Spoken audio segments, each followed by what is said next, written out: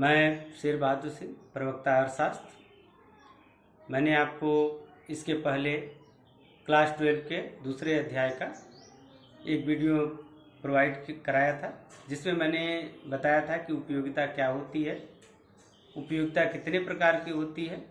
आज हम उससे आगे देखेंगे कि उपभोक्ता का बजट क्या होता है, उपभोक्ता बंडल क्या होता है, बजट सेट क्या होती है और बजट लाइन क्या होती है, बजट लाइन में विवर्तन कैसे होता है। आइए स्टार्ट करते हैं। उपभोक्ता बंडल। उपभोक्ता बंडल उपभोक्ता बंडल दो वस्तुओं की मात्राओं का ऐसा संयोजन अथवा समूह है जिन्हें उपभोक्ता वस्तुओं की कीमत तथा अपनी दी हुई आय के आधार पर खरीद सकता है। उपभोक्ता बजट देखते हैं। उपभोक्ता बजट उसकी वास्तविक आय या क्रय शक्ति को बताता है, जिसके द्वारा वह दी हुई कीमत वाली वस्तुओं की निश्चित मात्रा खरीद सकता है। नेक्स्ट टॉपिक हम देखते हैं बजट सेट।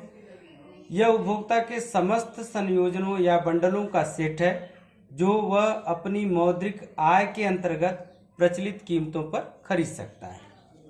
अर्थात बजट सेट यह बताता है कि उपभोक्ता अपनी आय से दो वस्तुओं की विभिन्न मात्राओं को उनकी दी हुई कीमतों पर किस अनुपात में खरीद सकता है।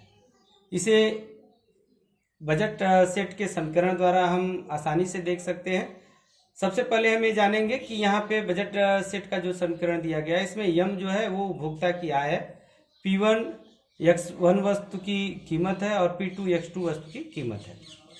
अर्थात उपभोक्ता दो वस्तुओं के संयोग को क्रय करता है, X1 और X2 वस्तु के संयोग को। तो X1 पर किया गया व्यय जो होगा वह उसकी कीमत के गुणनफल के बराबर होगा, अर्थात P1 और X1। इसी तरह P2 X2 वस्तु पर किया गया व्यय उसकी कीमत के गुणनफल के बराबर होगा, अर्थात P2 और X2।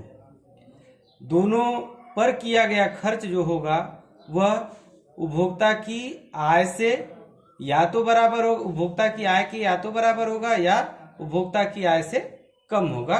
उपभोक्ता की आय से अधिक खर्च नहीं हो सकता। अब हम बजट रेखा देखेंगे। बजट रेखा वह रेखा है जो दो वस्तुओं के उन विभिन्न संयोजनों को दर्शाती है जिससे उपभोक्ता अपनी समस्त आय को व्यय करके वस्तुओं की दी गई कीमत पर खरीद सकता है। अर्थात बजट रेखा वह रेखा है जो दो वस्तुओं के उन विभिन्न संयोगों को दर्शाती है जिसे उपभोक्ता अपनी समस्त आय को खर्च करके प्राप्त कर सकती है। बजट रेखा का समीकरण यम equal to P1 X1 plus P2 X2 होता है। अर्थात जितना वह बजट है वह जितनी उसकी इनकम है वह पूरी इनकम को क्या करेगा, इन दो वस्तुओं पर खर्च करेगा। न तो इसमें वह कुछ पैसा बचाएगा और न उससे अतिरिक्त वो खर्च कर सकता है। इसको हम इस उदाहरण से तालिका द्वारा और स्पष्ट कर सकते हैं। मान लीजिए कोई 2 रुपया प्रति इकाई X1 वस्तु है और 5 रुपया प्रति इकाई X2 वस्तु है। तो इसके विभिन्न संयोग जो होंगे, ये संयोग को हम देखते हैं जिसमें उपभोक्ता X2 की कोई मात्रा नहीं खरीदता है, केवल X1 की 50 इकाई खरीदता है। तो 50 और इसकी 2 रुपये कीमत की गुणा करेंगे तो इसका कुल व्यय जो होगा वह 100 रुपये होगा, जो इसकी आय के बराबर है। बी संयोग में हम देखते हैं कि वह कुछ 25 इकाइयाँ X1 की खरीदता है और 10 इकाइयाँ X2 की खरीदता है। तो 25 इकाइयों पर किया गया व्यय 25 गुणे 2 50 हो जाएगा और X2 पर किया गया व्यय 10 गुणे 5 बराबर 50 हो जाएगा। इस तरह टोटल व्यय इसकी आय के बराबर हो जाएगा। तीसरा संयोग वह ट्राई कर सकता है कि वह X1 वस्तु की 30 इकाइयों को खरीदते और X2 की 8 इकाइयों को खरीदे। इस तरह उसका खर्च फिर से 100 रुपये हो जाएगा। डी को हम देखते हैं। डी में वह 40 इकाइयाँ X1 की खरीदता है, 40 गुणे 2 बराबर 80 हो जाएगा इस X1 पर खर्च। शेष जो 20 रुपये बचेंगे उससे 5 रुपये कीमत पर 4 इकाई X2 की खरीदेगा। इस तरह उसका पुनः व्यय जो हो जाएगा उसकी आय के बराबर हो जाएगा। पांचवा संयोग लेते हैं। इसमें वह X1 की कोई मात्रा नहीं खरीदता है, केवल X2 की 20 इकाई 5 रुपये प्रति इकाई पे खरीदता है। तो कुल खर्च उसका 100 रुपये हो जाता है। अब इसको जब हम बजट लाइन के माध्यम से देखेंगे तो और आसानी से समझ सकते हैं। बजट रेखा के बारे में हमने देखा कि बजट रेखा दो वस्तुओं के विभिन्न संयोगों को दर्शाती है जिससे उपभोक्ता अपनी संपूर्ण आय व्यय करके खरीद सकता है। अब हम एक ग्राफ लेते हैं जिसमें वाई अक्ष पर हम x2 गुड्स यानी x2 वस्तु को लेते हैं और x अक्ष पर x1 वस्तु को लेते हैं। अब पिछले टेबल से हम इस ग्राफ को अगर देखें तो अगर वह x1 वस्तु की कोई मात्रा क्रय नहीं करता है तो x2 की वह अधिकतम 20 इकाई खरीद सकता है, और अगर x2 की कोई मात्रा नहीं खरीदता है तो वह x1 की अधिकतम 50 इकाई खरीदता है। तो इस तरह 20 और 50 दोनों को मिलाती हुई एक रेखा खींचा जाए तो उसे हम बजट रेखा या कीमत रेखा या आय रेखा कहते हैं। बजट रेखा के अंदर जो संयोग उपभोक्ता को उपलब्ध है, अगर उन संयोगों का चयन करता है उपभोक्ता तो इसका तात्पर्य होगा कि वह अपनी वस्तुओं को क्रय करने के बाद उसके पास कुछ पैसे शेष बच जाते हैं। बजट लाइन पर अगर किसी संयोग का वह चयन करता है दो वस्तुओं का तो इसका तात्पर्य है कि वह अपनी संपूर्ण आय को व्यय कर रहा है। बजट रेखा के बाहर वह नहीं खरीद सकता है क्योंकि वह ऐसा संभव नहीं है उसकी दी हुई आय से।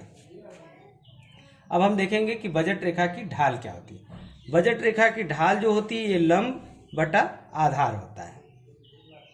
अब लंब पे जो हम 20 यूनिट हमने यहाँ पे कट किया है, ये 20 यूनिट कैसे प्राप्त किया है, हमने उपभोक्ता की आय जो कि 100 थी उसमें उसकी कीमत जो कि 5 रुपया प्रति इकाई था उससे डिवाइड किया था तो हमें मिला था 20 यूनिट।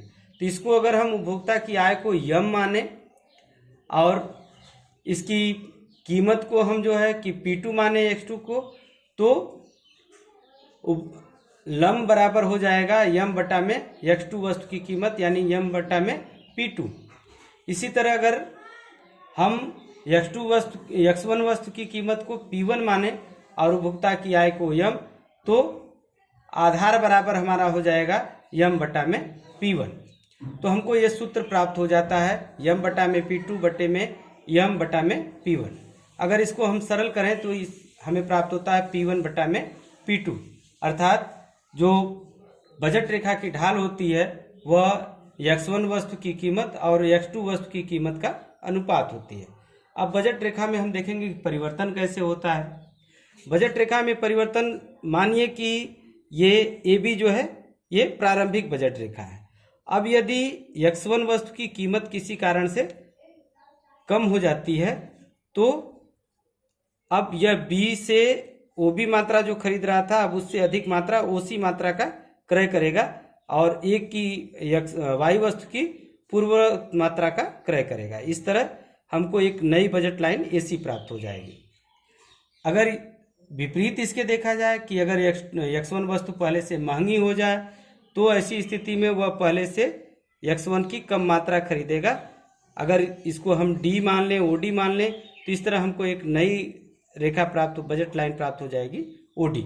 इसी तरह हम Y वस्तु में भी देख सकते हैं।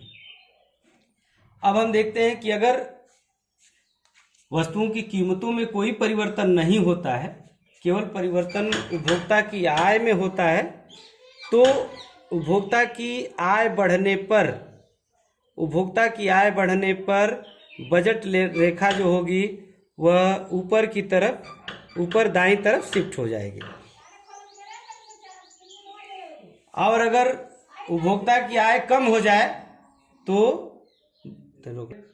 और यदि उपभोक्ता की आय कम हो जाती है तो बजट लाइन जो है वो बाईं तरफ नीचे की तरफ विवर्तित हो जाएगी। इसमें हम ध्यान देंगे कि यह ऊपर की तरफ शिफ्ट इसलिए होती है क्योंकि उपभोक्ता की आय बढ़ने पर उपभोक्ता दोनों वस्तुओं की पहले से अधिक मात्रा क्रय कर सकता है, और अगर आय घट जाती है तो वह पहले से दोनों वस्तुओं की कम मात्रा क्रय करेगा। इसमें ध्यान देने वाली ये भी बात है कि आय परिवर्तित होने पे बजट रेखा की ढाल में कोई परिवर्तन नहीं होगा।